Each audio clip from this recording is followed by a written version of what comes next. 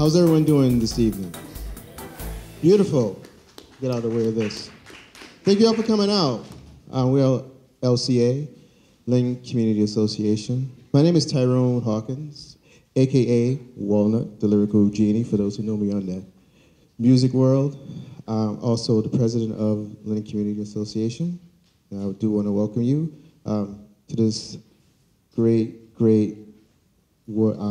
Councilor at Large debate. So I'm going to name the names of the folks here, even though they're right in front of you, but it's Dan Cahill. Right, there you go. Brian Lipierre. Hong Net. Tim Phelan. And to the end over there is Rick Stabbert. Yeah. So for those who don't know about Lynn Community Association, we do a lot of events around. Most of you do know. We do a lot of things. Our aim is to promote education, recreation, neighborly relationship, and to beautify this wonderful city called Lynn. We also have an event coming up at the Lynn Library. That's on September 19th. I believe, what time is that, Josh? Like 1 o'clock? Oh, it's 10, oh yeah, 10 to 2. Definitely support that. If you hadn't already, we have a mailing list out there. You can email us. We'll put you on our list. Please be involved in what we're doing and trying to do for the city. We have wonderful timekeeper here, Chloe. I'm going to introduce her soon enough. Also, I want to introduce our board members. Over here, we have Josh Goodwin. He's also the moderator. And excuse me, because I have allergies, so I'm in slow motion right now. Oh my gosh, it's like strangles you. Patrick Devaney, he's another board member. Other board members who aren't able to make it today is Bob Connolly. Bob! What about Bob? Bob's in the house, all right. All right, so Bob's here. Carolyn Daly, she's one of our youth board members. Dulcie, who's in the audience right now, she's taking pictures, is another one of our youth board members. And the Maitland twins are out there, Douglas and Duncan Maitland. They greeted you at the door there. They're also board members. Francisco Polino is one of our board members. And also, you all know Mary Trahan. She's also a board. Yes, absolutely. Okay, so we have a wonderful timekeeper here, Chloe Hereford. Close enough. I always chop up folks' names. So I'm going to give her a bio about her. She's wonderful. I met her many years ago. Is a Lynn native, educated in the Lynn Public Schools at Ford Elementary School, Marshall Middle School, and Lynn English High School. After graduating from Wellesley College in 2009 with a graduate in psychology, she began to work at Boston Children's Hospital in the Department of Psychiatry, where she's still currently employed. In addition to her day job, Chloe is also the writer behind In Education, a local blog focused primarily on Lynn Public Schools and education-related issues, and serves on the Citizens Advisory Board and the Marshall Middle School Council. Awesome, Chloe. Thank you for doing that. All right, so she's going to be keeping time. And Josh is going to tell you about the rules about the time, and Josh has that red thing right there. So give an example of what that sounds like, Patrick, please. Yeah, you don't want to hear that. Not in this. So definitely watch that flag, please. So Joshua Goodwin, board member, cool guy. I give you that. I give you props. He's a lifelong resident of Lynn, and his wife, Renee, have a son, Joshua Jr., was educated in the Lynn Public Schools at the Ford and Cobbett Elementary School, Breed Middle School, and Lynn Vocational Tech High School. Shortly after graduating from Lynn Tech in 1999 with a degree in culinary arts, Joshua switched his career and began working for the City of Lynn Public Library. in 2001, where he is currently employed. In addition to his full-time job, Josh is a very active in the community. He is the vice president of the Flax Pond Association, board member of the Lynn Community Association, and sits on the board of trustees of the Mount Carmel Lodge Masonic Angel Fund. Reason why I'm choking up, he's like, get that right, dude, get that right. So he's going to be the moderator for you all this evening. So I'm going to let him take it away. But thank you all for being here. Good evening, everybody. As Ty said, my name is Joshua Goodwin. I'll be the moderator this evening. First off, I just want to thank everybody in the audience for coming out tonight. We hope that tonight's debate will help you become more informed with the candidates and get ready as you head to the polls in November. I also want to thank the candidates for coming out and participating tonight. We have a great group of guys running this year for Councilor at Large, and this is sure to be a very exciting election. So without further ado, I will get into the rules of the debate. The first one is for you, the audience. If you can please turn off all your electronic devices or turn them on silent, it would be greatly appreciated.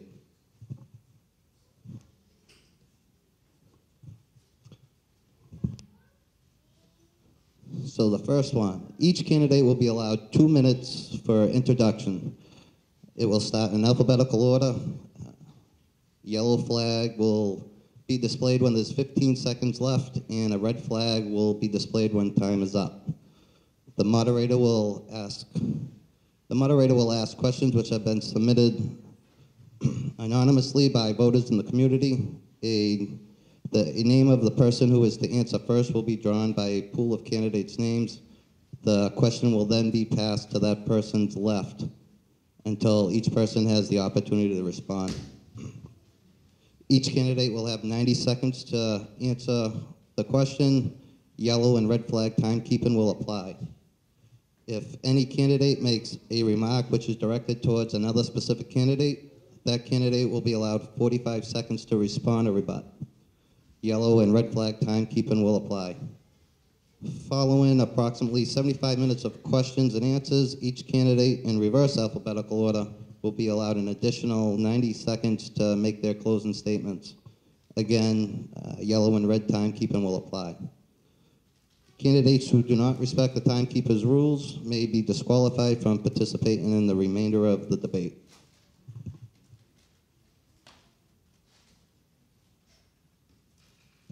So we will now start with introductions, and we will start with City Councilor Dan Cahill first. Start my time yet. I got to figure out how to turn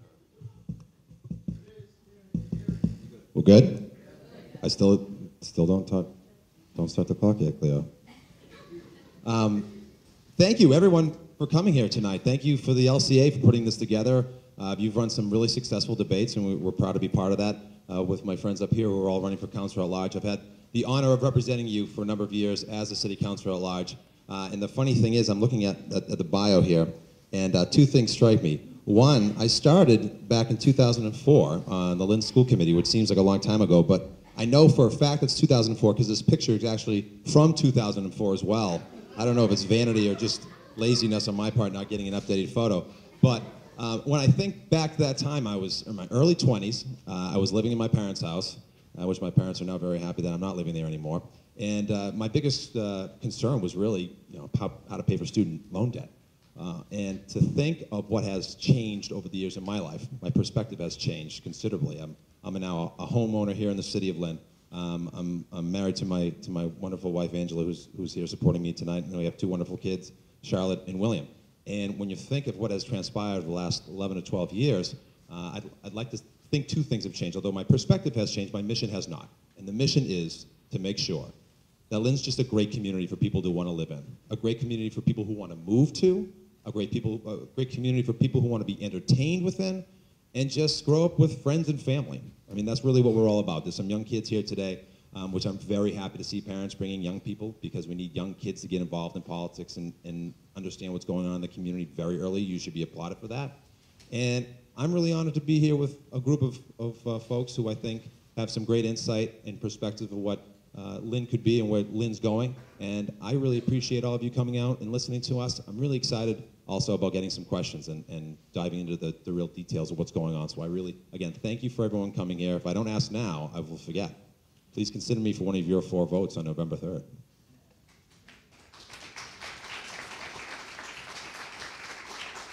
Good evening, ladies and gentlemen. I want to thank the Lynn Community Association for hosting us this evening, Joshua, Tyrone, Patrick, and others in the audience. My name is Brian LaPierre, along with the TV audience from LynnCam, and I want to introduce myself to you as a candidate for Councilor at Large here in the great city of Lynn. And I'm here before you as a first-time citywide candidate who's running in this election because I'm a new name, and I feel I've taken a different approach during this past campaign where I'm happily married to my lovely wife, Kelly, who's in the audience as well, and my son, Owen, and my other son, my 4-year-old, is at home, Dylan, with his grandmother. I'm happy to see so many friends and family here supportive of me and my candidacy. And my whole campaign has focused on, and will focus on right up until November 3rd, our community neighborhoods. The neighborhoods in which are plethora across Lynn, all niches, all kinds, all types of diversity throughout this great city that makes Lynn the city that it is, the city of opportunity for so many. I've had the privilege and honor and pleasure to go and talk with each and every constituent, resident, and voter across this great city of ours. I have a tremendous amount of respect for those hardworking individuals that want to not only go to work every day, not only pay their taxes that are affordable, keep taxes affordable, but also give back to their community as well by serving folks like My Brother's Table, Go Fish Pond Association, hosting block parties across the city on July 4th weekend. We have been a fabric of this community. I'm an educator, I'm a father, I'm a parent. I live and breathe Lynn. Lynn to me means everything. And I like to think that I walk the walk and talk the talk. I'll be there for you. I'm going to hallmark my campaign around constituent service. You'll make sure that you get a return phone call from Brian LaPierre within 24 hours, and we'll get more into this debate as it goes on. Thank you very much.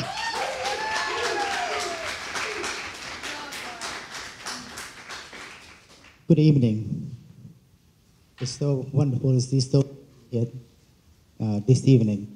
Also want to thank the LCA for hosting this debate, and thank you the Lynn Arts for allowing us to use this facility, and thank you all for being here.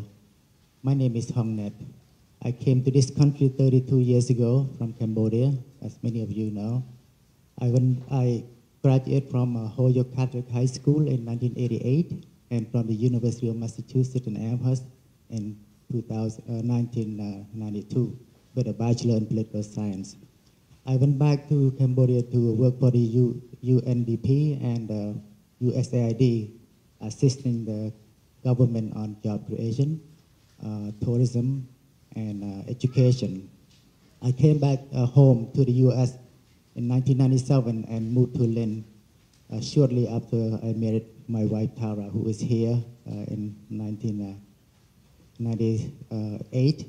We bought our first home in this city, and we are proud of that. And my wife works in Lynn as well. She's a social worker and also a clinician. And our 2 children, Anna and William, like Dan's son, they're both in the Lynn Public Schools, and they're doing great. I'm very excited for them. And I have over 18 years of experience in community organizing and public service. Currently, I work for the Department of Revenue Child Support as a child support enforcement specialist. And I'm very pleased to serve the city. This run for my 3rd term, and I respectfully hope that I get 1 or 4 votes again in November. And again, thank you so much for having me here today.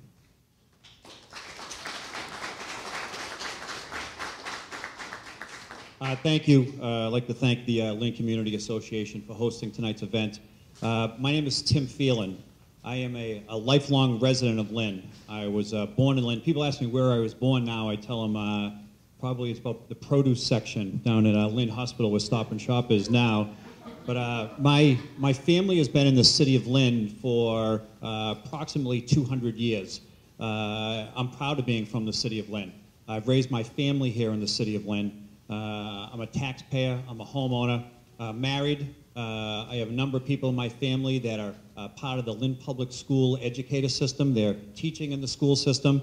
I went to Christ Child Nursery on Franklin Street. I went to Brickett Elementary School. I went to Easton Junior High School, now called the Marshall Middle School. I went to Lynn English High School. I'm a former attorney for Neighborhood Legal Services in Lynn. I went on to college, law school. I'm a former prosecutor in the Suffolk County District Attorney's Office. I'm a member of the United States Federal District Court, the United States Court of Military Appeals. I'm proud of my service as a former member of the Lynn School Committee and the Lynn City Council. My family owns a business in downtown Lynn. We've invested in downtown Lynn. We're not going anywhere, and I'm not going anywhere because I love the city of Lynn.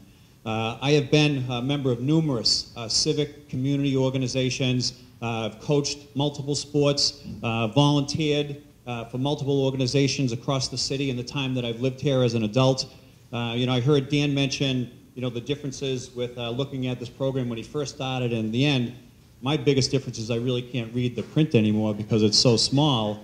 But if I'm fortunate enough to be elected as an elected official, I'll never be satisfied with where we are. And I don't think any elected official can be satisfied with where we are as a city, regardless of how much progress we made. Because if we're ever satisfied, that's when we start going in the wrong direction. And all the successes that we had will just be a fleeting glimpse of what we used to be. So I stand here. Thank you. Hi, everyone. I'm Rick Stobbard, seeking a position as a Councilor at Large member on the Lynn City Council. I'd like to thank LCA for providing this forum tonight and giving us the opportunity to share our thoughts and ideas with you all. Thank you all for coming out. I'm currently serving my third term as a member of the Lynn School Committee. I founded my company, Rick's Auto Collision in Revere, 33 years ago. Unbelievable. At the age of 19. I also had the privilege of teaching at Lynn Tech for 13 and a half years, from 1996 to 2009. To give you a little background on my leadership ability, I'm the past national president of the Alliance of Automotive Service Providers, past national president, one of the largest automotive trade associations in the country. I'm the past president of the Massachusetts affiliate, and I still remain on their board of directors. I've been involved in many local and national industry initiatives, and was recently appointed by Governor Baker to the Auto Damage Appraisers Licensing Board, a board which oversees the licenses and regulations that govern every automotive claim in Massachusetts. I'm the president of the board of the Lynn Youth Street Outreach Advocacy, also known as LCA, a charter member of the Lynn Tech Alumni Association Board of Directors, a member of the Lynn Tech Advisory Board, and I'm also on the new program committee exploring new programs at Lynn Tech. I'm an involved member of the Lynn Chamber of Commerce, and a trustee at Grace United Methodist Church. I'm also a sponsor of just about every community program in Lynn that sends something to my house as I give back just about every dime that I make as a school committee member back to the community. And in 2012, I was proudly inducted into the Lynn Tech Hall of Fame. My wonderful wife Lois and I just celebrated our 29th wedding anniversary, and together we have two beautiful daughters, both proud graduates of Lynn Public Schools. Stephanie, 21 years old, sitting right here tonight, is entering her senior year at Bridgewater State University, and my oldest daughter, Jessica, will turn 24 tomorrow, and she's working as a television sports anchor in Indiana. Thank you.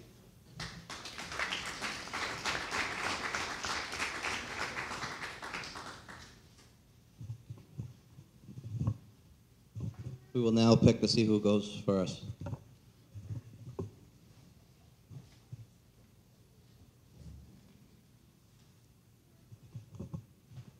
So Councilor Hunnett will be up first. Do you believe diversity is a strength or a burden for the city? If it is a strength, what have you done to build on that strength? Why or why not? It's a great question. So our city is one of the most diverse cities in the Commonwealth of Massachusetts, as we all know. And it's a strength because we all bring different perspectives and different skills and ideas to our city. And this city is built on, based on immigration and diversity. So I'm very proud to be in this city, and I think it's a great city, and we all see that every year we always have different things going on, different events going on, and we bring a lot of people to our city, and we bring a lot of money to our city as well. And to continue to build that, we have to encourage people to participate in any events, even in politics. We need to get them involved because everyone must have the voice in the city, and we all will have to work together. And I believe in working together. No matter where you come from, what background you come from, who you are, we are the one. So if we can accomplish, nothing will stop us from moving our city forward. And it's a great question. Again, I'm proud to be in this city. Thank you.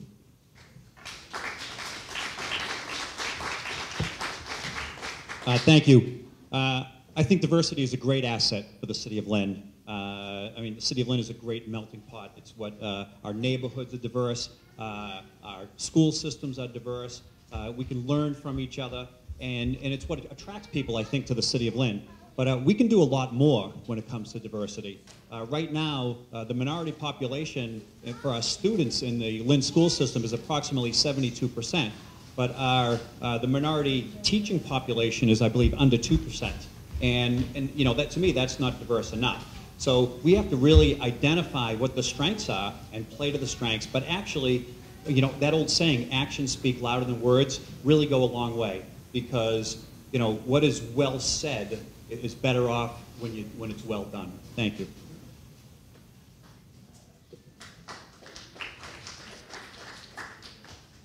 I don't know anybody that would think that the diversity would be a burden. I think it's one of the greatest strengths in the city.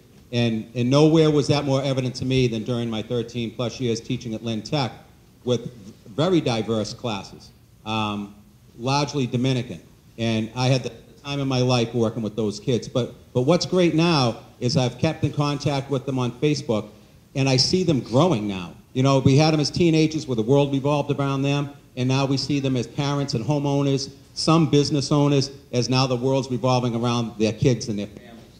I had one student who worked for me 13 years. We were helping him get along with his own business, and the opportunity, one of the guys that replaced me at Tech left for another school. We talked him, a Dominican immigrant who came here in middle school. His whole family became citizens. We talked him into taking the teaching position at Tech, tried it out, just finished his second year, back in college, getting his certifications, and he's doing an outstanding job, and he's such a great role model for those kids. So the diversity in Lynn is great. We've got great people, great cultures, great restaurants. You can't get better restaurants than we have here in Lynn if you want diverse foods. And I think that the people we have here, our teachers, do a wonderful job trying to promote these kids and get them to succeed. I'd be remiss if I didn't mention that Councilor Buzzy Barton was unable to be here tonight, and there's a reason why. He actually had a pre-planned out-of-state vacation, and being at the end of August, he would otherwise have been here, and he apologizes for not being here. And I promised I would say something to the crowd tonight. He would be very upset if I didn't, so I just wanted to get that out of the way. I mean, I think it goes without saying that the folks who are in this room and live in this community, well, we live in this community because of the attributes of it, and one of it being it's a diverse place. And I mean, folks, we're not in Marblehead because maybe we don't like to have yachts. I don't know. We're not, we're not out in Western Mass because maybe we don't like to farm. I mean, we like to live in a city, and I think people vote with their feet, and they're here, and they enjoy that. And I think folks really welcome the diversity of the city. And as Rick said before, we have great restaurants in this community. We have folks who are really contributing to this community from very diverse backgrounds. And what we're doing to strengthen that is a few things. One, let's talk about some of the hiring practices of the police and fire.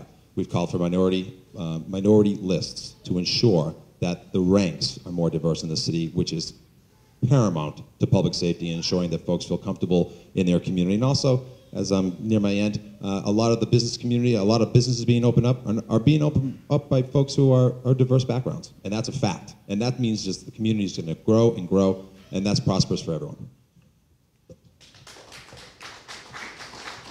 Thank you. Absolutely, diversity is a strength and an asset. Growing up in Lynn on Chatham Street, near the Kiley Park area, you know, my best friends growing up were of different shades of color. I didn't know any better. We got along just great. They're still my friends today. I have 30-plus year friendships with black children who are now adults, obviously, Hispanics and the like. And it is our strength as we look forward and through this great city of ours. What I have done by enhancing that, I should say, is my work at Kiley Park with Lynn Shore Little League. Players that were 100%, so many of them diverse, playing Little League for the first time from Dominican Republic or Puerto Rico. I was the president, first coach, and then president of that league in the mid-90s, where there were a lot of minority children who we had to, you know, buy gloves for, go canning for, put a uniform on their backs that didn't have much when they came over to the city. And they're thriving today. I do keep up with them as well. I also taught for many years at both Thurgood Marshall Middle School and English High School, a very diverse population of, you know, dozens of languages spoken. I do think, though, and even as recent as today, I'm working very closely to try and get a citywide program, homework club started, through the Community Minority Cultural Center in the Lynn Public Schools that will be an absolute asset. I will say in closing, there is a part of Lynn that feels disenfranchised if they are a minority. They don't know where to access opportunities. They don't know where to access city government, and I'll be that voice for them as well. Thank you.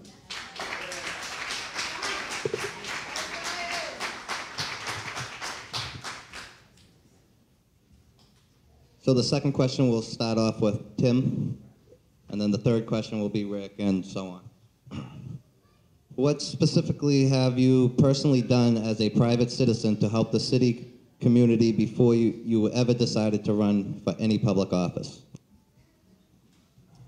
Well, that was a while ago. But what I did is this would have been in the early 1990s, I volunteered as a tutor and a resume writer at North Shore Community College.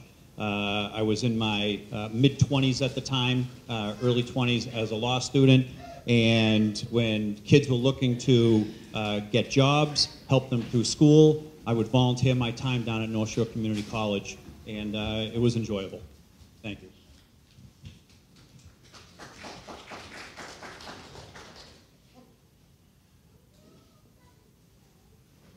Okay, so my first foray, I guess, into public service, into community service, came shortly after I started my business. Now, I went to Lynn Tech.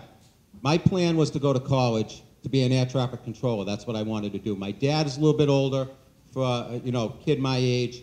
He was retiring from the GE the year I was graduating high school and couldn't afford to help me. I had told my teachers, my auto body teachers at Tech my senior year, I'm not going to do this. When I realized I couldn't go to school, I went up to Judy Josephs, who was the placement counselor. She sat me down, went down through the yellow pages, and got me my first job in a body shop at the old Volkswagen Jeep dealership on Boston Street. I never forgot that. 2 years later, I started my own company in an industry that I wasn't going to go into. My wife, whose dad passed away when she was in middle school, graduated classical. At the time, they had a post-grad program at Tech. She went there in data processing. Judy Josephs got her a job at John Hancock, which she had for 16 years until she left after we had kids. So I always wanted to give back to Lynn Tech. So that was the first organization I got involved with. We started the Lynn Tech Alumni Association back in the early 90s. I was on the advisory board doing everything I could. I ran for school committee because of Lynn Tech. It wasn't for things going on there, I would have never run for office. So that, sponsoring Little League teams and all, those were the things that I was involved with, giving back to the community before I ran for office. Thank you. Well, this is the first time I've ever had a question like this, and I'm glad I premised my earlier remarks on how young I was when I got elected. And looking back, let's see, 2004, I was at Northeast University for 5 years. So really, I had spent, I'm going back to my high school days. And what I did in high school, well, some of it I'd like to forget about, and some I don't think is very appropriate for these forums such as these. I like to have a good time. Back then, I think the earliest memories I have of being involved in my community is really campaigns. You know, I don't come from a political family. My parents ran a small store. My father cleaned chimneys. No one was ever involved in politics. But my mother was always interested in her community. And I remember being involved in a Ward II race with a guy named Bob Dugas. And I think I was probably 8 years old, maybe 9, and I was on a Lynn item with me holding a sign, and I was just completely hooked. And from that point on, the way I gave back to my community was really, and I didn't realize it at the time, was being involved in ensuring that we have good elected officials. And we supported some people throughout the years. A lot of them lost. Majority of them lost. I don't think the Cahill family had a win until I actually won my election. So I'd like to have said that I did a lot of things when I was high school, but you know what? I was a kid. Maybe I was trying to beef up my resume to go to college. I probably should have done more. Maybe we should do more to ensure that young children have an opportunity to give back to the community at a younger age in a meaningful way. We have a youth council. We have some things now that we didn't have back then. But yeah, no, primarily it was campaigning, and it's kind of paid off.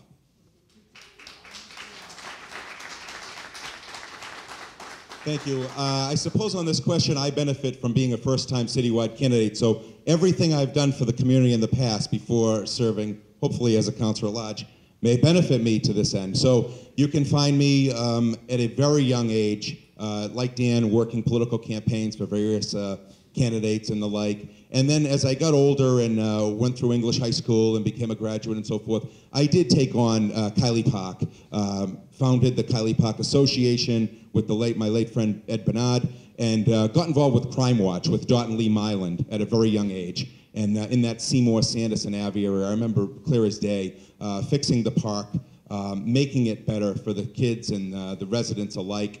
We stopped vandals, we stopped graffiti being done. We made a difference on a small scale. We had a neighborhood with police liaisons and the CLT officers, you know, the community liaison, bike patrol, and things that would be the conduit to the neighborhoods that we were seeking and really be the second pair of eyes and ears for the neighborhood. And, you know, beyond that, I've served on Community Development Citizens Advisory Board. I was with the Lynn Economic Opportunity Board of Directors, giving fuel assistance and food commodities to the poor during the harsh winter months. I've done everything from, again, coach Little League like a lot of others, to being involved in my community recently as much as serving at My Brother's Table and the like. So I think when you talk about community, I think you won't find anyone up here that doesn't serve in some capacity as well as the elected positions, but I'm hoping to be an elected official that continues to serve the community.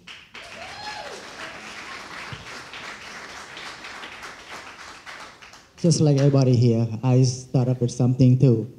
I started to help politicians who get elected. Ever since I couldn't speak a word of English, I would knock on doors for my congressman in Western Mass, John Orworth, and when I got to the United States. I also, when I moved to Lynn, I felt that I owe to the community because I came here because they brought me here. They gave me a second life in this country, so I have to give back. And I coach soccer, the Lynn soccer in Lynn right here, and also I organize Khmer New Year every year. So I attract thousands of people to come to our city before I decide to run for office. I also help to search for candidates to run for office from minority communities because we felt that we need a diverse representation in our city. So they kept asking me to run, but I kept refusing. But somehow I couldn't refuse, so I decided to run. So that's how because I want to give back to the community and the community I owe. And because once again, and I feel that I can do more from being in the city council and can help people directly. So when they need help, they call me and I go to them. So I'm an access to everybody. So I feel I can be more helpful. Thank you.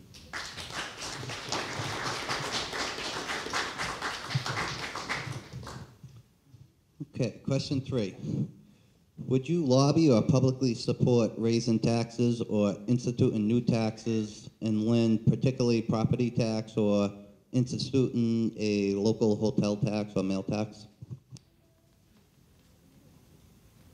I saw this question on a survey that I got in the mail the day it was due. I was a little surprised by it, as I am now. The answer is no, especially when I look down and I see meals tax. One of our biggest success areas right now are new restaurants coming into the city. And I think instituting a meals tax on those restaurants, I don't care how small, would be probably the dumbest thing we could possibly do. We cannot, and I speak as a business person, and that's the perspective that I use as I'm running for council at large. As a business person, looking at how the city should be run, we need to be competitive. We need to be competitive with other communities when it comes to attracting businesses and investors into the city of Lynn. That's going to be our only salvation. As we deal with the net school spending issues, to try to close that gap, we're cutting public safety, public works. We cannot continue down that downward spiral. We need commercial investment. And those people, restaurants, hotels, that's where we need to get that money from. Businesses that come in and create jobs. We're at such a disadvantage now. I actually prepared for this. Lynn is number 12 in the highest commercial property taxes in the state. In the state, out of 336 communities. In Revere, my little piece of property in Revere, if I move that 1 mile up to the Lynn side, I pay another $8,000 in property taxes. We need to be competitive. Like a lot of gateway cities, Lynn has some financial issues that are very difficult to address. We have a growing school population that is not being supplanted by a growing economic base. So what that basically translates into, our tax base is the same, but our costs are going up. And the only way to get out of that, you can't tax people your way out of it. We need to grow economic base, and that's what we have been focusing on full speed ahead to do in the city of Lynn. You need to make sure that there is an equitable balance between your residential tax rate and your commercial tax rate. Now, the rates are high in Lynn. The value of your homes and the value of your commercial space, though, is different than in other communities. So basically is saying, Salem and Lynn, compare the two of them. Rates are different, but the value in Salem is so much higher that it doesn't actually translate into Lynn paying more dollar taxes. It just means that we're paying a higher rate to make up for the fact that our values aren't there, and that's a problem. And how to fix that? Well, there are a number of things to do to fix that. One, improve our communities. Have more businesses in our communities so people can walk to their work. So more people are employed, so they're taking care of their homes, so the property values go up. Improve our schools. So people want to move here like they're moving to Somerville because they think that the education system's a great opportunity in an urban area where other communities that are suburban areas have been investing in their schools for many of years. I think people in the millennium generation are changing. They want to go to an urban area that has quality schools. That's going to drive up prices. That's going to drive up your property values, which means that your investment that you've made years ago is a better return, and that's how you do it. Thank you. On the issue of taxation, number one, on property taxes, no, I do not feel an increase. We're already at the levy, the tax levy. We would need an override to do so. But more importantly, in terms of property tax, you also must look at the services you're receiving for those tax dollars that you're putting out quarterly and annually. And I think the services have to match the tax dollars, frankly. I think we've got to do a better job in the DPW in terms of response for potholes, sidewalks, tree pruning, paving, snow removal, snow plowing and the like. So these are the things I think when you start showing that the services improve and get better and increase, then you'll see that taxes maybe could increase as well, but not until the time that I see fit that really we cannot be overtaxing the residents and of course the commercial businesses as well. So taxes are off the table on property tax. The second part on the local meals and hotel tax, we need hotels before we start taxing, frankly. I don't think there's a hotel in Lynn that would qualify for such. But more importantly, if we look at the $7.5 million in revenue that's generated from our local businesses, including Dunkin' Donuts and McDonald's and the little cups and the iced coffees, medium iced coffees at $2.50 a pop, and I've got 15 seconds and I need longer, what we need to do, that's only going to be a 1% increase. It's only going to be $75,000, folks, a year. That is not going to go for our schools, safer neighborhoods, better equipped DPW to handle, and, I'll stop there because I'm going to hear the horn.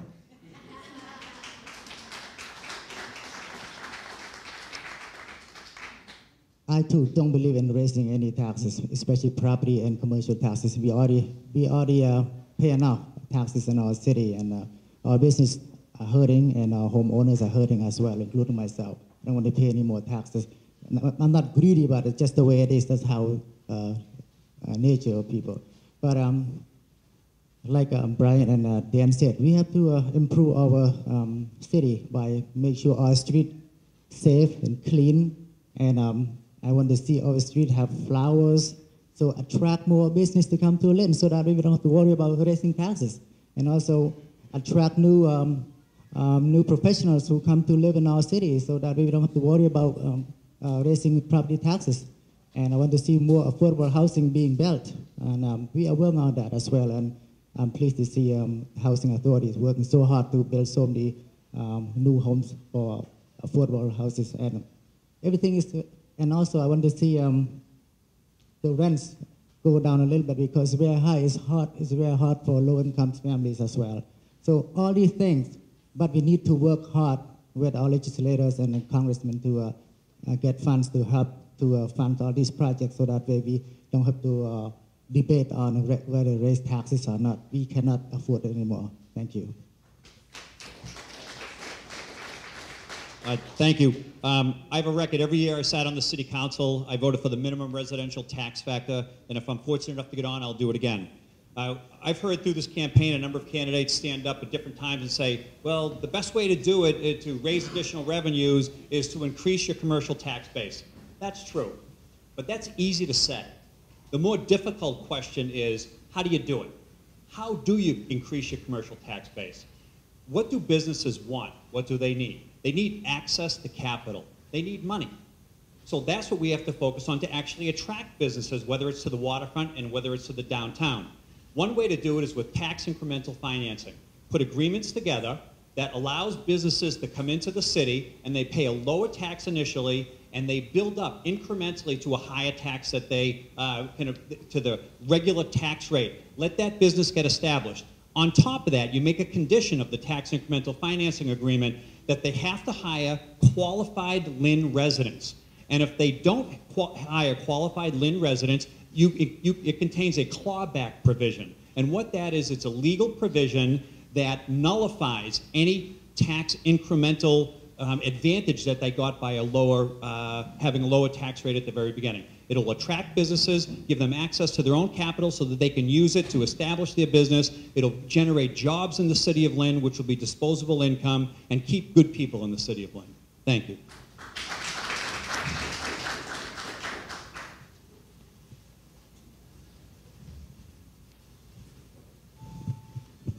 Question 4. To the candidates who didn't / don't put their kids in Lynn Public Schools, why didn't you put your children in Lynn Public Schools? They're not in school yet. Sorry. But I am looking forward to it. You know, I went to Lynn Public Schools. Actually, I think 3 of us share the same lineage here on the stage: Brickett, Thurgood Marshall, and English High School. And I think if Buzzer was here, he'd add to a lot of that, except for Brickett. Lynn Public School systems have given me my opportunity. And I was able to parlay that into some great things, not only professionally, but personally. I consider myself to be a pretty good husband and a pretty good friend to a lot of folks and a pretty good son. And that doesn't just happen.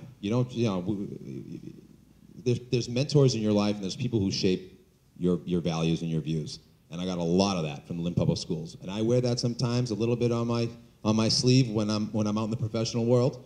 Lynn teaches you to be tough, smart, and aggressive to what you want. And I'm looking forward to my kids having that education as well. I'm fortunate to also have a lot of friends who are teachers now, and I trust them. And I think they're fantastic educators, and I think they're good parents. I love knowing that my kids are going to school with teachers who I know, and I know their quality and their values. And that's what makes Lynn great, because we're hiring our own folks to make sure that they are educating our own kids. So I look forward to it. They're going to go to Aborn, and it's a great school. It needs a lot of repairs. I'm working on that.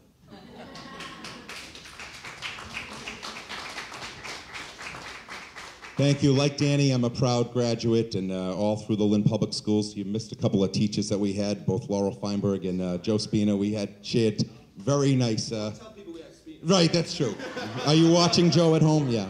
I think Mr. Spina had everyone in the city of Lynn at one point in time. But no, we've had great experiences through my time as a Lynn Public School person, and I'm looking forward. My 4-year-old Dylan will begin at the Lynn Tech Early Childhood Program this in a couple weeks.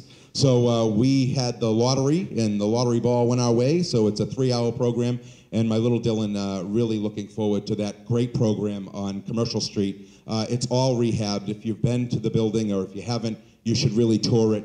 It's a wonderful place. It's a wonderful, welcoming setting. The climate is so nice, and the staff is really unmatched. So Dylan will be starting up in mid-September. My oldest son, Owen, will be a 2nd grader at the Sisson Elementary School this fall as well. So he is looking very excited to that opportunity. So we're very proud of our schools. I'm very proud of the staff. I happen to work both locally with the Lynn Teachers Union and at the state federation level for the American Federation of Teachers. I go across the state each and every day, and I see quality instruction in our schools. And I will say, Lynn is second to none across the state, and I want to thank the educators, the paraprofessionals, and everyone that makes this system work every day. I'm proud of my kids going there this fall.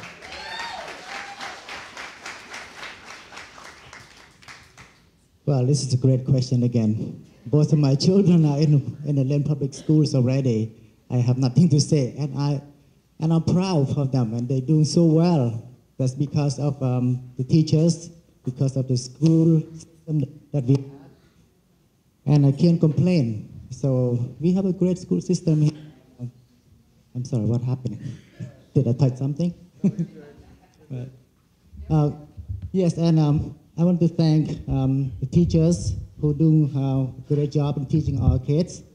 And I will take out from the Lynn Public School, so I'm happy with our system right now. And like Brian said, and we do the best we can, and we have been doing that. And like at the end said, we built our brand new school, Marshall's Middle School, and it costs a lot of money, but it's going to be beautiful, and we are proud of that, and we all work on this very hard.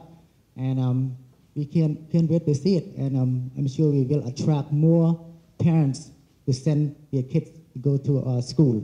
But we need to work really, really hard to help to find resources to help our teachers so they can teach much better than they do now. They try very hard already, but they need help, and we will do that as well. Thank you.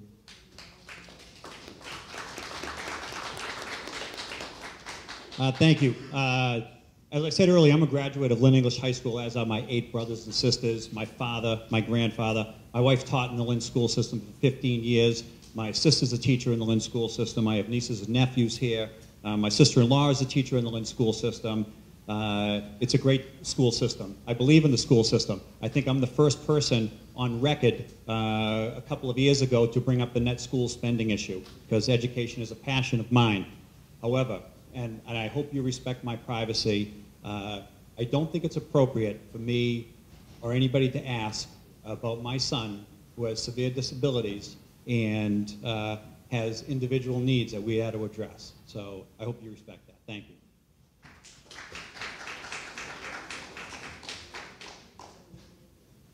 To Brian's point, our teachers in Lynn are second to none. And I was proud to be one of them for 13 and a half years. My wife Lois is a paraprofessional in Lynn schools. When our kids got a little older and started going to school, she became a para. She thought she'd move on. I think she does like her beach weather in summer, so she continues with it. But both of my girls went K through 12. Actually, Steph did pre-K as well in the Lynn Public Schools. Both graduated Lynn English. And the thing, and they got an awesome education. No struggles in college whatsoever. But they got an education and diversity that you cannot pay for. That is the real world. As scary as it was, my oldest daughter, Jess, did her first year. She wound up graduating from Northeastern, but she did her first year at a school in Manhattan, in the middle of the city. And I got to tell you how scary that was, dropping my little girl off in the middle of Manhattan a week after her 18th birthday. And you know what? She loved it, loved the city, loved living in Boston when she came back to Northeastern. She lives on her own in Indiana now. She lived in New Jersey when she worked for MLB Network. It's because of the education and diversity that she got in the Lynn public school system. My daughter Steph, same thing with her school. Lynn is the real world. It's not Marblehead, it's not Reading, and then when they come out of school, they're shell-shocked because they're not prepared for the real world. Lynn gives our kids a great education, academically, and they give them a great education and diversity, and I couldn't be more proud to send my kids to the Lynn Public School System.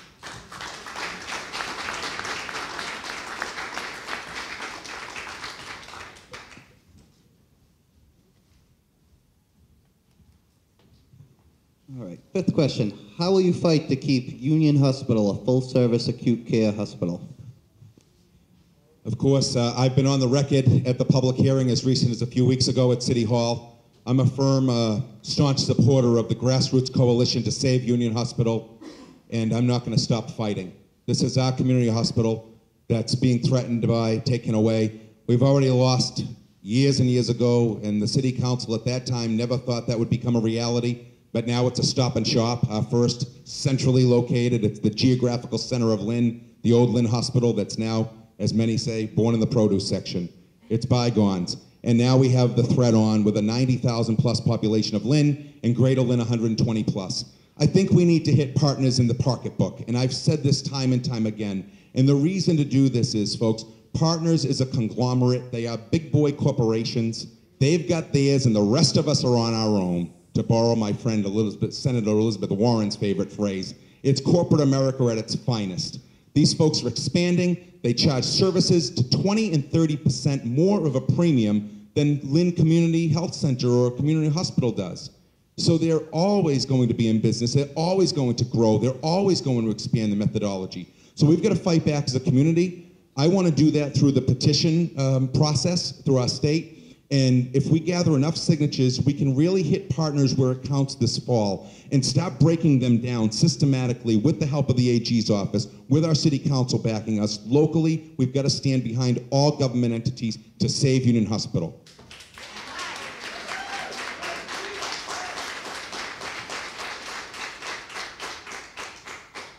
We, the City Council, just voted 2 weeks ago to send to the Attorney General's office to investigate on the foreclosure on, from the Partners' part. And we also have met with the legislator at the State House and Attorney General's office to ask them to investigate as well. And we have been working with different groups, and we just met, Dan and I just met with other union the other day, so they planned a big rally to fight against the foreclosure, the closing of the hospital as well. And I still have a sign on my fence for almost 2 years now. I never take it down, so no matter what.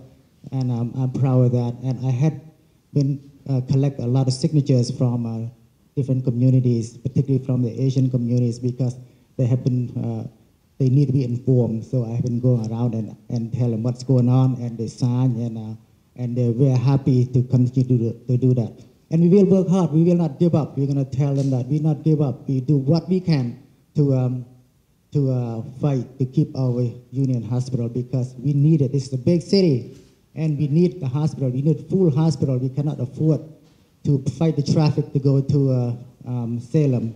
And therefore, I urge every one of you, do not lose hope. We're going to keep fighting until to the end. Thank you.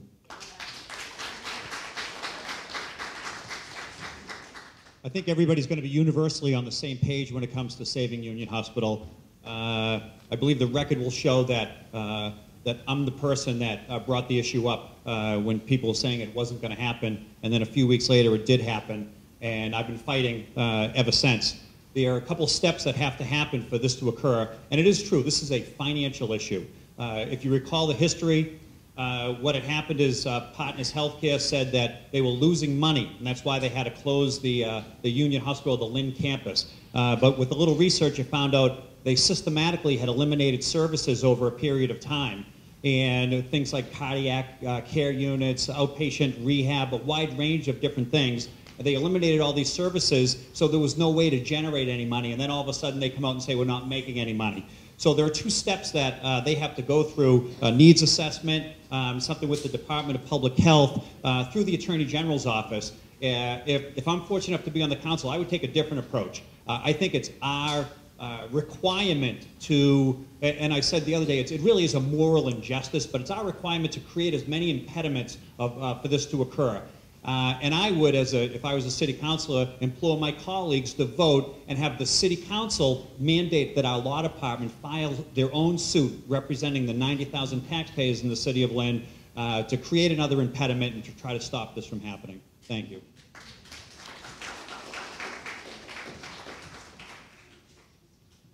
I've been involved with the Save the Union Hospital group, given my time, money, pretty much since they started, and I give Katerina Pangiotakis all the credit in the world for what she's put into that group to keep that flame burning.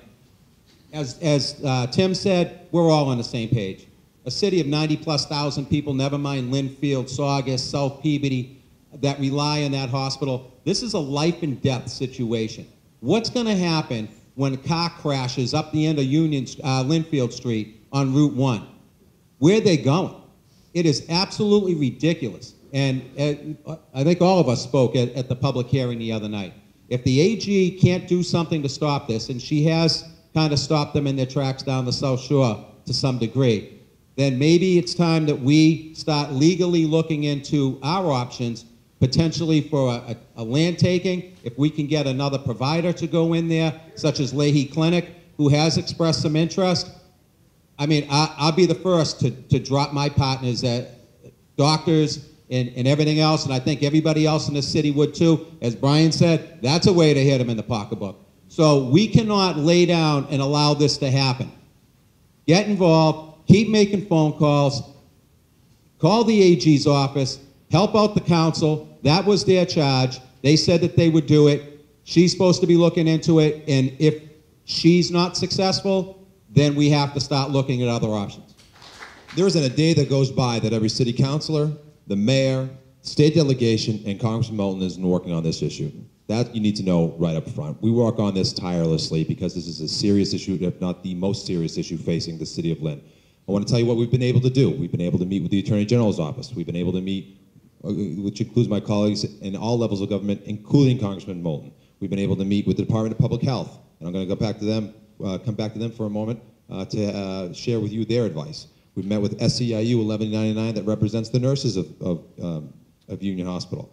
Mayor Driscoll from Salem had invited the mayor, who subsequently invited the state delegation and the council to sit on a round table to hear discussions directly from Bob Norton and from Partners Healthcare. And I got to tell you, the plan is very scary what they have to put forth. They're going to they want to pull out all services out of Union Hospital. They're going to build some buildings in Salem and expect 90,000 people plus the surrounding community to get in their cars and drive down Highland Ave. Impossible. We've also had reach out to providers. We're trying to find another provider that may be coming in, that may be looking at Union Hospital as a way to actually make money. You know, there are a lot of private payers around Union Hospital. North Shore Medical Center will tell you, well, the population there is over 64% we're paying for Medicare and Medicaid payments, which is government pay. Government doesn't pay much. So what they're telling you is it's not profitable. There are private payers all around that area. They've never reached out to the city to try to say, hey, how do you make sure your employees are incentivized of using Union Hospital so we can make money and provide you with quality education? They've never asked us. We continue to fight. We will continue to fight. But the Department of Public Health has one suggestion. I'm going to get the horn, but I don't care. This is an important issue. More than 90 seconds for this issue. And you should all have some extra time as well. The Department of Public Health said it's not going to be, you elected officials. It's going to be your community. So if you're sitting in those chairs or at home and you think you're going to have me do all the work, or anyone at this table do all the work, it ain't going to happen. Everyone needs to get involved. Everyone needs to fight. Everyone needs to do something to make sure that we're protected in this community.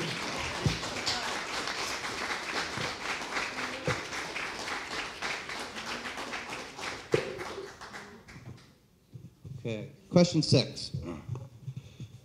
Would you support a linkage agreement similar to those in place in Boston and in Somerville that would require developers of major projects over 20,000 square feet to contribute to a fund that could be used for housing, job training, and education opportunities for the city of Lynn? Alternatively, would you support a community benefits agreement that require large developers to negotiate such agreements directly with community organizations? Is that me? Wow. Good luck. It's on the board up there. Well, I said yes before. Of course, I'm going to say yes again. Yeah, it's a great thing because it's provide jobs. Because we can work hard to get some fund from the state to help us to build houses in Lynn. It's a great project, and I cannot say no to this, and it's going to be short. I know that, and I also agree that okay. This is a tough question. I have to admit it. Tough question, and but yeah, like Dan said, just say yes, and I said yes before, and I support everything what they do over there in Somerville and Boston, and we have heard the woman from Boston and lay our plan at the Lynn Museum last year, and she was wonderful, and I like the plan, and we will follow similar the plan, and we will do what we can to help our residents in our city, and I know this will provide job, and I see that. Thank you very much. The simple answer to the question is yes, but it's a much more complicated question, obviously, than this lays out there. Really, the intent behind this is when a huge conglomerate or major developer comes in and is going to be making literally tens of millions of dollars on basically the city, can the city benefit? Can it be a mutual benefit?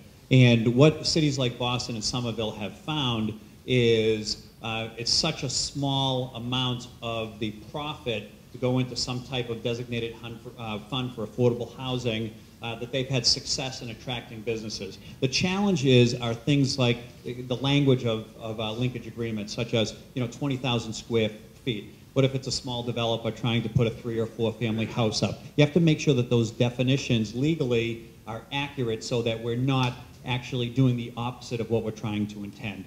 But philosophically, which I think they're trying to ask us in this question, my answer would be yes.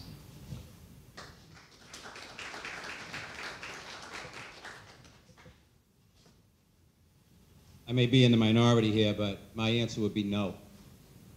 Again, as a commercial property owner, and I brought up these statistics, and I'll recite some of them. Highest commercial taxes. Lynn, number 12. Salem, 30. Revere, 36. Peabody, 68. Saugus, 51. Businesses coming into Lynn are already at a competitive disadvantage as they come to invest. We're not Boston. We're not Somerville. Those cities are places that corporations desire to go. We need Lynn to become that. But we will never become that if we keep putting up obstacles that keeps Lynn at an economic disadvantage. I would never support that in a million years. Just like I would never support an additional tax on any businesses coming into the city. That's our salvation. We have the Linway down there. God knows why it lasted vacant as long as it is. It's almost an embarrassment. But we're primed to get that developed. One of the largest pieces of waterfront property on the East Coast undeveloped. That's like a blank canvas down there. Let's not blow this opportunity with agreements like this. I support the idea that if someone wants to come to the city of Lynn and make a substantial investment in a commercial property, not a residential, in a commercial property, and they want to be a partner with Lynn and we offer them some kind of public assistance, either through public financing or whatnot, that we should negotiate and work out with those folks a fund to be able to say, you're going to fill this building full of workers. Well, we want you to fill them with Lynn workers. But the way we get there is to train our workers. So can you help us? We will help you by providing incremental financing or some other types of grants that we're seeing now through mass development that is very eager to come to Lynn and help businesses come here to the city of Lynn. And we want to just say, help us, help you. And that's the intent of linkage. The intent was actually to make sure that there was a trained workforce. Now you go a step further and they wanted to make sure that those workers, especially coming to high school, well, they have a place to live. Now that's a different issue, talking about linkage with regards to building affordable housing and public housing. But the premise is this: we want to work together with businesses. And we've done that tremendously over the last couple of years. We have taken down a number of barriers. We've made the downtown, essentially, a number of businesses can open by right. No more of the days of going to City Hall and trying to get 15 folks to sign off on one project. You're able to go in, buy right, and set up businesses such as restaurants, which we've seen from R.F. O'Sullivan. That was a great partnership with the city, making sure that a building was used for particular use. And also now we've rezoned Boston Street, which has spurred already residential development that's going to bring over $100,000 worth of tax benefits to the city of Lynn and grow economically the business community.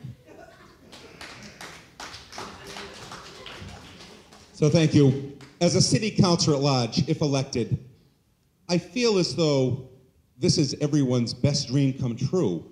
We almost are putting the cart before the horse. I think it would be a luxury to have this opportunity of project labor agreements. I think it would be great for business to come knocking on Lynn's door. I think it'd be wonderful to get a huge development in where we have to hold developers' feet to the fire and say, will you support a project labor agreement? Will you support linkage for our community that will offer job training, as Dan alluded to, will offer educational opportunities to folks who are going to be on the job? We want high-paying union jobs when it comes to the construction, good construction, safe construction. I don't think Mayor Marty Walsh in Boston is complaining right now that he offers project labor agreements that includes linkage.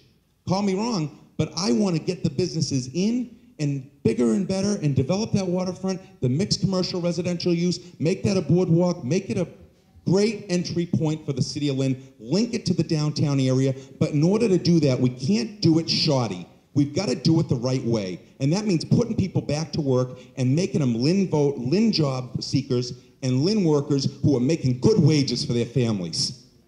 And that's why I support linkage. I'm on the record to support this.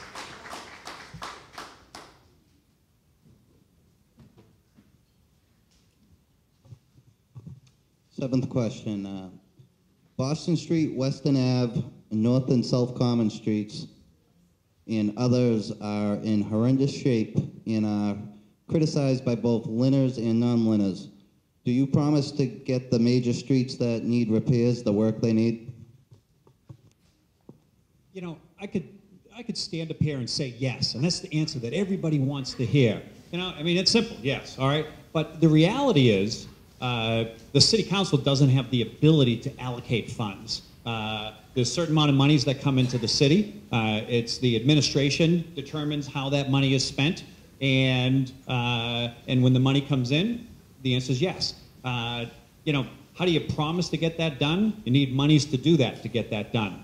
I think it's disingenuous for anybody to stand up here and say, I'm just going to fix every single street and every single sidewalk in the city of Lynn with having no idea what kind of money is or isn't coming into the city, or what the problems are or are not, what type of winter that we are having or are not. You know, anybody running for office is going to say, yeah, I'm going to fix the streets, I'm going to fix the neighborhoods, I'm going to fix all those. It's easy to say that. The more difficult thing is, how do you get the finance to actually do that? But I do know that Lynn really is a residential community. It's a residential community.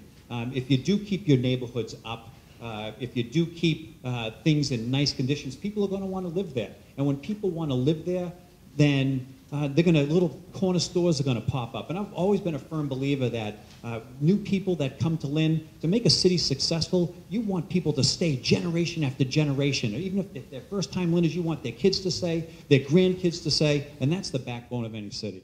Thank you.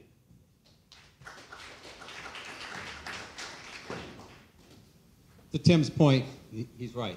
The easy answer is yes, and then pass the mic. But it does take money. DPW funding did tick up a little bit this year. They had a major cut last year. Again, the struggle to try to close the net school spending gap. There is a plan in place that they follow. They did Commercial Street. They're doing other streets. We're seeing the development. I mean, granted, it's state money up in Wyoming Square, but it's desperately needed. But what we can do is reach out to the homeowners and businesses in these areas, because a lot of it's a cleanliness problem. You know, there's some bumps in the roads, but so much of it is a cleanliness problem, especially when you come across the bridge from Saugus into Lynn, start going down Weston Ave, crossing in onto Boston Street. And we need to hold property owners' feet to the fire. And I mean, if they don't want to step up, they can pay up. But we need to enforce our ISD policies on the property owners to clean up around their areas. And then as time and money allows, repair the streets as needed. Thank you. It's been a tough, clearly last winter was a very tough winter, and I agree. Driving down some of these streets, they're terrible, and we need to do a better job of repairing them. But let me just tell you what we've done in order to make sure that we are putting our efforts towards the streets that need it even more. Years ago, you wanted your street paved, well, maybe you make a couple of calls, you get on the list, maybe you get it bumped up a little bit more with a couple more calls, and your street gets done. But you know what happens? Your neighbor's doesn't get done around the corner, or someone else's street doesn't get done that really needs it. So what do? We took politics out of it. We had a consultant come in, they reviewed every single street in the city of Lynn. Now it is done on a needs basis. So it doesn't matter if you're Ward 1, 2, 4, 5, 7, doesn't matter where you are. If your street needs the repair, it's gonna get it first. Now this year, we were actually pretty lucky in a sense to have found some additional funding. We get our Chapter 90 funding from the state, which is just over $1 million to do some repairs to the roads, but we found an old 2008 bond that had over $1 million of authorized funds that we didn't know about. We found that through the good work of Andy Hall, new DPW commissioner, and we authorized it. So actually, we're gonna be doing double the amount of streets that we normally would have done, which we need because the last winter has completely decimated a number of streets. But look at the improvements down in Wyoming Square. Now, the vast majority, if not all of that, is being done with state money, which we've been very fortunate for our state delegation to make sure that they bring home the bacon and make sure that they have road assistance in projects that are going to improve the corridor to the city of Lynn and commercial spaces. As well as, we're very proud of the fact that we are putting money towards the building expansion of the parking lot at Wyoming Square behind Rollies and Lazy Dog, which is going to make it a lot more pedestrian friendly and a lot more vehicle friendly for more people to enjoy some of the great restaurants. Thank you. I not only have driven through the cities and the potholes and the side repair and sidewalk repair and the like, I've walked them. My committee has walked them. My volunteers have walked them. My family have walked them. We get this all the time when we're at folks' doors. And as a candidate or an elected official, I am not going to give up and say that it's not worth it or we can't allocate or we don't have an ability. We will have the ability because it's a public safety issue. It's an issue of safety, and it improves neighborhoods. When people need their pothole filled, it saves money in the long run because it's not a tie rod or a tire blowout that ends up being reimbursable by the city. So we've got to look at preventative maintenance. I'm on a Facebook page with Jonathan Pilch. He's got a group called LCAP. It's Lynn Community Advocates for Public Property. He has pictures of Brookvale and Boston Street where trolley lines are still going through, and they need to be fixed. And I think a lot of this, and I understand Commissioner Hall is strapped budgetary and DPW, 5% of everybody's taxes goes to a DPW, and the list goes on for the requests, they can't meet them. But we've got to do a better job, as Rick alluded to, as citizens, to do our part. And as I go door to door, I listen to people, I learn from people, and I lead. And I am going to lead the way on this issue because constituent service and Department of Public Works is the hallmark of any community because that's what people see and that's what matters to most as residents pay taxes. They want to have some outcome for their taxes, and that's a big part of it. Thank you.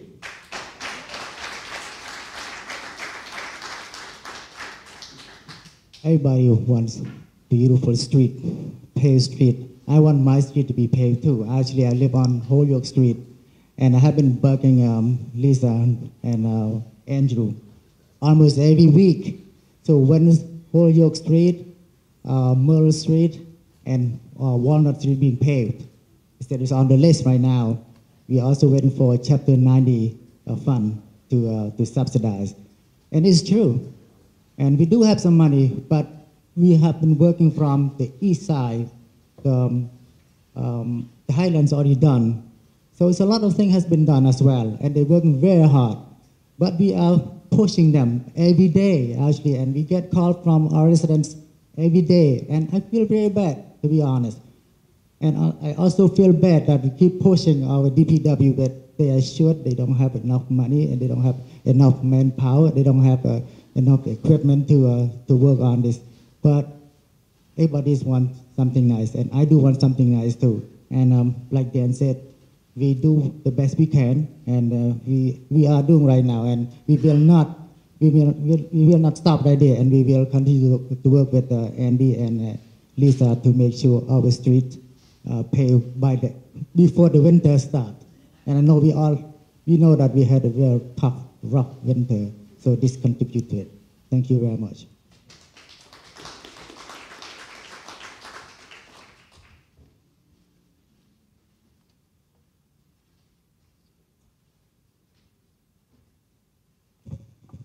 Question 8. The most recent compliance report from the Department of Elementary and Secondary Education indicates that public education in Lynn was underfunded by over $15 million during the last fiscal year. What are your thoughts on this situation, and what would you do as a city council member to resolve it? Well, I'll give you my perspective as a school committee member, dealing with it over the years, but also seeing the impact that it's having on the city budget across the board, public safety, public works. Now, this was nobody's wrongdoing. This was no misappropriation of funds or anything. It was for something, the way a form was filled out back in the 90s. Now, it's not like the mayor is underfunding $15 million. A lot of that money is what's a penalty that could be assessed by the DESC. If you want this answered correctly, I'm definitely going to need more time. But, and they have not said that they're definitely going to impose that. Now, Peter Karen, the CFO, and the mayor have met with the lieutenant governor in her office and submitted a proposal to get Lynn to 100% net school spending by backing out the penalty amount. And even if that does get imposed, which they still have not said that they're definitely going to impose it, but even if it is, the plan is to back the penalty out, divide it by 4, break it up over 4 years so that money would come into the Lynn School Department, and the mayor would make up the shortage to get us to 100%. That said, every year, and I said this last night when we were talking about passing the budget at the school committee meeting, every year the mayor makes money up as the year goes on. And frankly, I like that plan, because otherwise the money gets put into the budget and spent right out of the gate. I like being able to look at things halfway through the year and see what our needs are, and then the money's there to allocate. Go ahead, blow the horn. To allocate to the school department. If you look at the way schools are funded through public money, it's incredibly complicated and mind-boggling. You could never run your own home on that. You actually build into your budget money that you hope you get at the end of the year, and that's apparently a very common practice. So with regards to the net school spending issue, and it's a problem that we've been trying to address for a number of years, credit is due to the mayor. She did meet with the administration, as alluded to earlier. We were able to work out a deal where Lynn would incrementally pay that money back.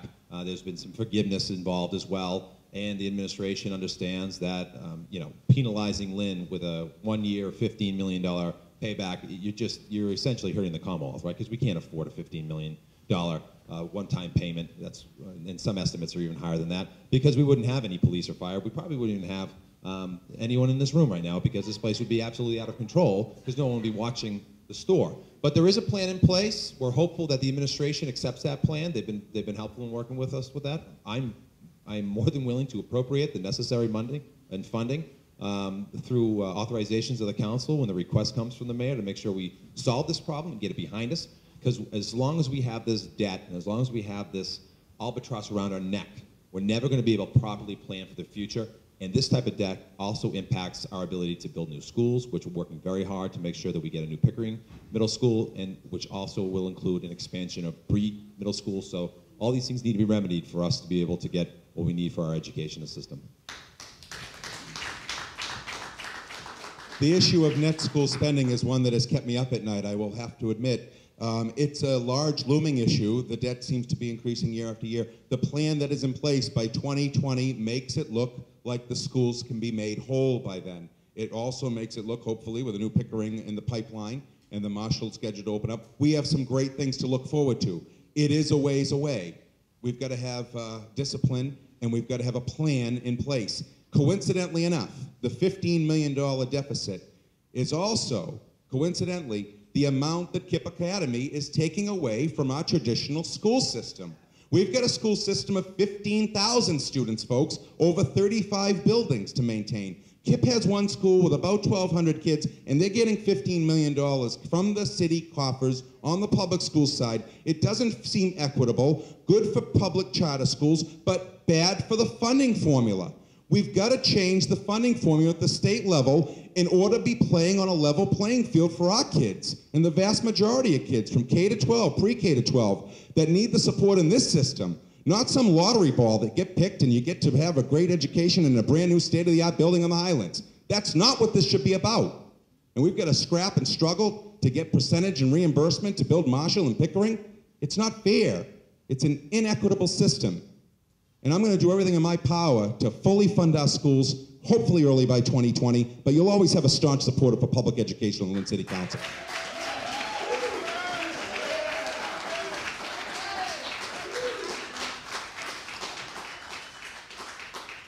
Right now, our state legislator is working on it to ask for forgive this $15 million shortfall. And also the mayor is working on it with Lieutenant Governor, like Rick said.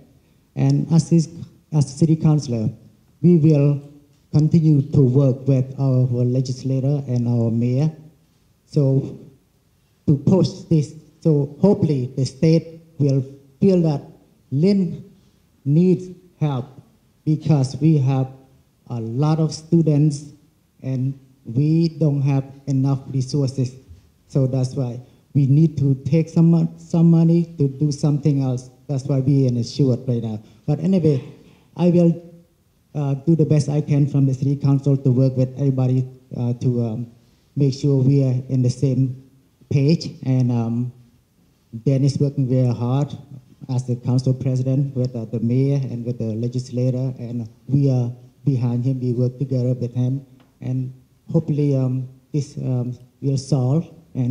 But we will never give up, and we will do what we can, and as a city official, because we all care about our city, and we don't want the state to penalize us. Thank you. Thank you. I think it's great that the administration, the council, everybody is trying to address the net school spending issue, and you have to, because the financial impact, the consequences are dire. However, two things. One, this is to address the issue that we have now. This is something that's going to continue year. Where are we the following year? Where are we the following year? And where are we the following year? Are we still always going to be behind in net school spending? And lost, every time I hear about this, people talk about it, it's a legitimate issue, and they're always talking about money. But what people don't talk about is why was net school spending created? Net school spending was created for the kids, to make sure that cities and towns put enough money into education for the kids. And that's what's being lost in the conversation, and that's that can't be lost in the conversation. The frustrating part to me is the formula for net school spending. Examples, if we have people that work in inspectional services, work over at City Hall, and then they come over and a portion of what they do, they go over and do a little work in the school department, or they go into a building, they take a percentage. Well, this salary, that can go towards net school spending, and it's basically taking money away from the kids. Those are the issues that have to be addressed as well. It's a complicated issue, but we can't lose sight of why the law was created in the first time, and that's for the children. Thank you.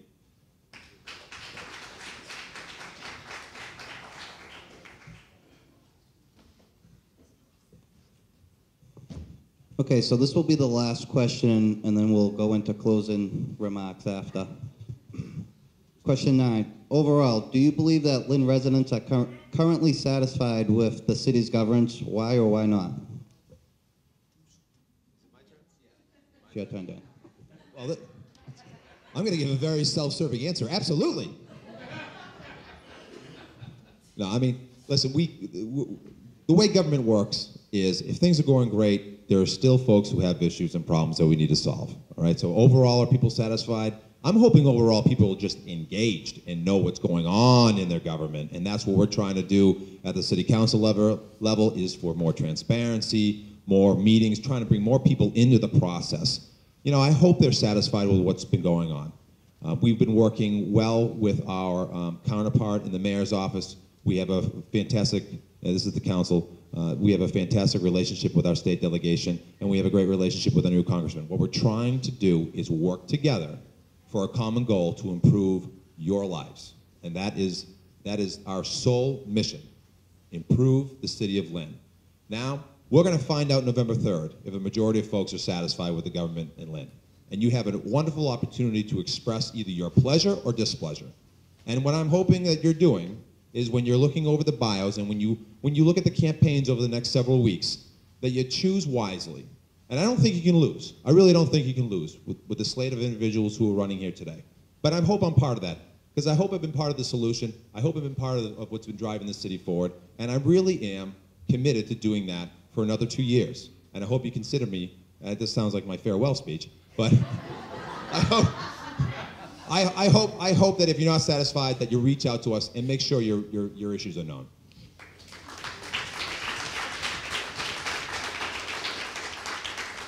I think as in everything in life, you have a number of people that are very satisfied with the city and the progress and where it's heading, and then you have some that you'll never be able to satisfy no matter what you try and do.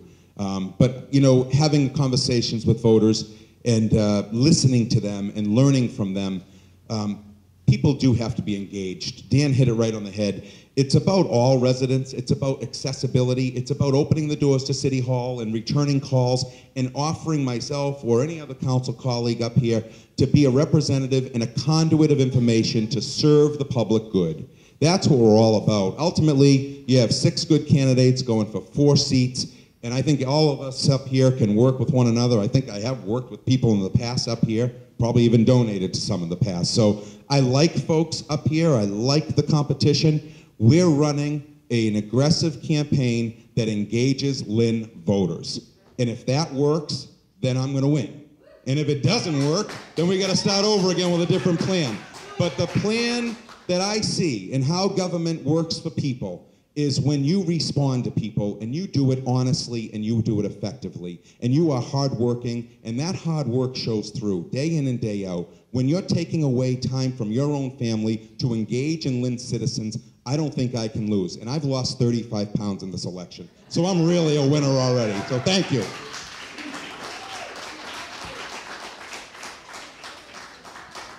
From listening to the residents, majority of them are pretty satisfied with what we have right now in our city.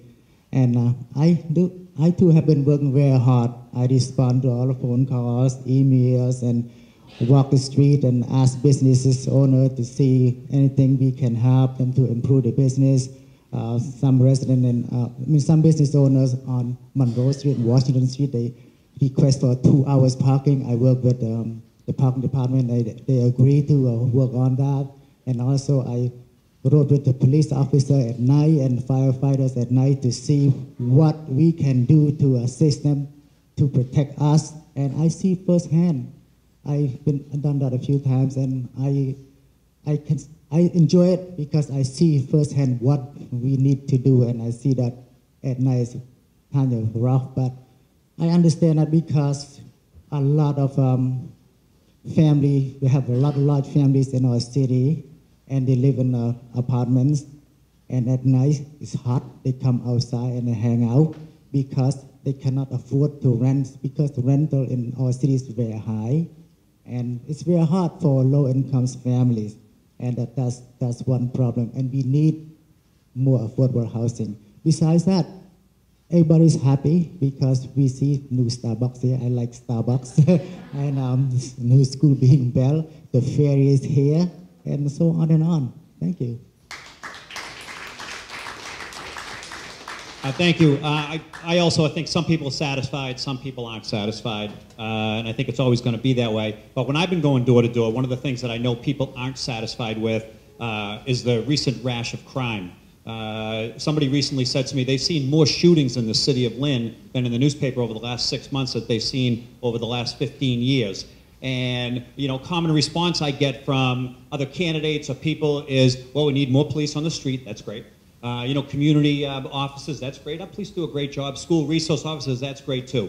But that typically is a short-term fix. How do you reduce crime and make that reduction in crime sustainable? How do you keep it long-term? And the best way to do that is education. It all comes back to education. You have to educate our kids from a young age. You know, there's something called the Harvard Institute Ethics Curriculum. It's a curriculum that through award-winning literature, it teaches young kids how to resolve conflicts without violence. If you want long-term sustainability to reduce your crime, you have to be innovative and look at things like that. How do we do it? How can we do our role? It may be only a small part, but it's an important part. It's something that, oh, thank you very much.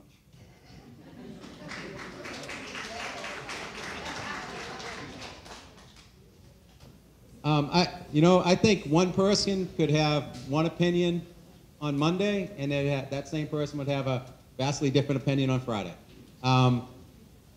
When it comes to running a business, what we always try to do is manage our customers' expectations.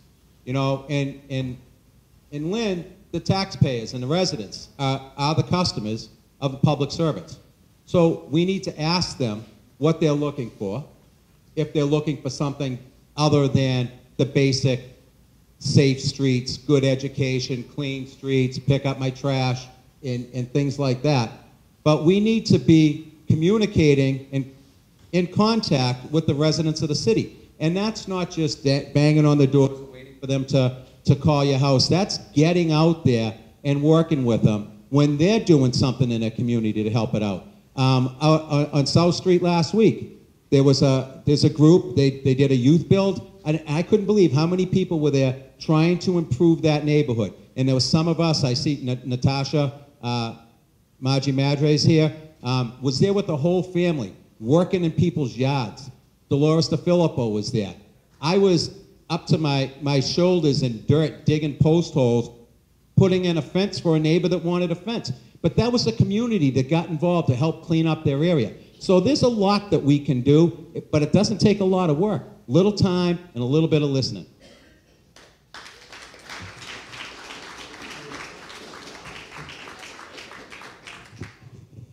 You can actually pass that mic back down to Rick. We're gonna do the closing statements now, and this will be in reverse alphabetical order. And you each have a minute and a half.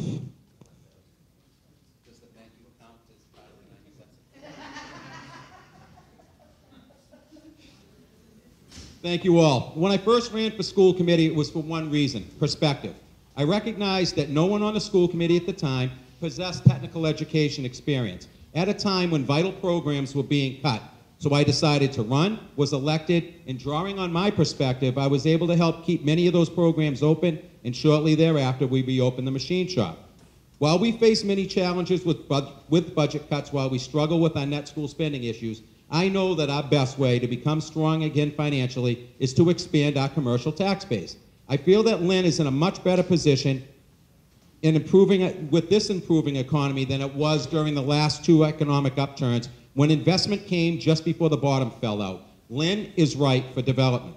2 months ago, the state's Housing and Economic Director, Jay Ash, came to Lynn saying that he wanted to make Lynn a priority. He's done great things in Chelsea, and he wants to help do great things in Lynn. But he quickly pointed out that Lynn's leaders need to get on the same page before the window of opportunity closes. We cannot afford to go back to the old days and ways of doing things. We must seize opportunities before they vanish. As I look at the makeup of the council, I am once again drawn to the word perspective. As a business and commercial property owner, my perspective needs to be represented on the city council. Business people think differently, and we understand how we must alter our behavior to be competitive. This perspective is needed now more than ever. I'm the person with that perspective.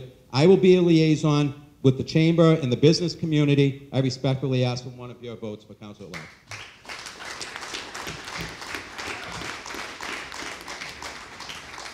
Large. Thank you. I've been hearing a lot about all the great things that are going on in the city of Lynn over the past 10 years, and I think that's true. But I also believe it's not about the work we've done, it's about the work that we have left to do. I don't think people in the city of Lynn ask for much. I think they want an affordable roof over their heads, they want safe neighborhoods, they want good schools, and they don't want their elected officials to waste their tax dollars. And, since I've been involved, I've always had the motto that you may not agree with every issue that I stand for, but I won't sit on the fence. You'll know where I stand. And I think we need more of that in politics today.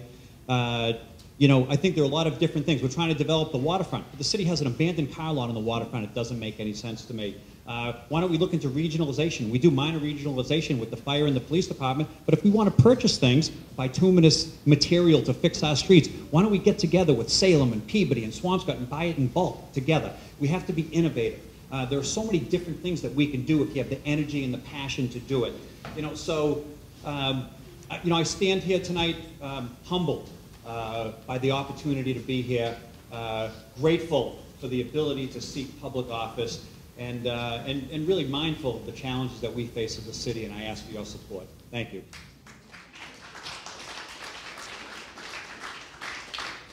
I believe that our city will continue to make huge strides as we find ways to engage everyone in community building and shaping our government. I believe that the government will serve us best when the policies we make accurately represents the needs and concerns of our residents. My vision for Lynn is one of engaged community part of the policymakers who listen carefully to all voices. And my vision, my record has proved that for these 4 years, I have created the Human Rights Commission because I believe that we all have the voice in our city. If we can have this voice, nothing we can accomplish everything. I created Human Rights Commission. I brought taxi companies in the city together to make sure all the taxi companies have a fair share to all medallions. I brought O'Sullivan's and Minito to open us in our city. I also organized the first business meeting in our city to discuss about the low interest loans and the free legal assistance to our business owners. And just to name a few, I have done more. And if re-elected, I will do the best I can to make sure everyone have the voice in decision making.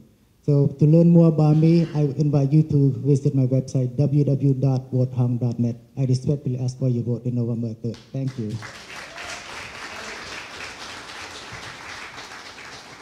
Thank you. I'm Brian LaPierre, and I'm running for Councilor at Large, and it's quite a transition to go from campaigner to candidate. To have my name placed on the ballot November 3rd, it's been a daunting, very long, and very arduous campaign, and I would not regret it for one bit running for Councilor at Large in the city I love. This is an opportunity to put a new face on the Lynn City Council on November 3rd. I respectfully ask for one of your 4 votes, because not only will I do my job on the big picture items, like real estate development, the Lynnway, the waterfront, Lynn Arts and Cultural District, I'll do the job day in and day out by answering your phone calls in the neighborhoods that I represent. And that's every Lynn neighborhood across the city.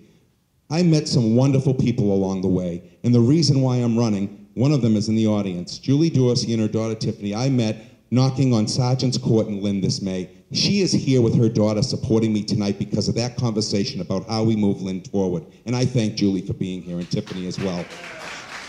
I'm running from the perspective of our neighborhoods. When I go to see Eddie on Dowfield Terrace, Eddie told me, "You're like neighborhood Jim. No one's knocked on my door since the 80s. Here you are." Jim Cowdell was the Ward 5 councilor. I go to Nahant Street, Phil Belancha. He's checked out. He hasn't voted in 20 years. He's coming to vote for Brian LaPierre on November 3rd. And finally, lastly, when I served turkey dinners from Brothers Deli this past Thanksgiving, I met a wonderful woman. Her name's Laura on Pleasant Street. She had been a victim of crime on Nahant Street for many years. She's now in a nice place. She cannot speak and she cannot move. I am serving Laura her turkey dinner and going to serve her on the Lynn City Council in January. Thank you.